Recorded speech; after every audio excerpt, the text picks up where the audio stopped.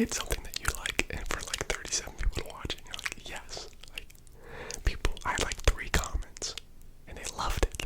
And over the next couple years, it was the same thing. I would put hours and hours and hours into research, into developing my content, to developing my editing skills, to developing a studio and having equipment and everything. It was new, fun, and exciting, right? It was like a little dream world per se, you know. That's what it felt like. And then things changed. I graduated college. I got a job. I got in a very serious relationship. I ended up getting married. I went to grad school. I worked a full-time job. I don't know if I said that yet, but yeah, things changed. Life changes. And just so happened that YouTube got pushed all the way back, the furthest back, the back of the line of my responsibilities. And the thing is, I used to stay up until like 2 a.m., 3 a.m., 4 a.m. to record because I was in college. I lived with other people in college. People don't go to sleep early. It's loud a lot of the times. But I didn't have that in me. I didn't have that drive. I didn't have that energy. I didn't have that desire. And I never will. I never will again. I'm gonna be honest. I'm not that person anymore.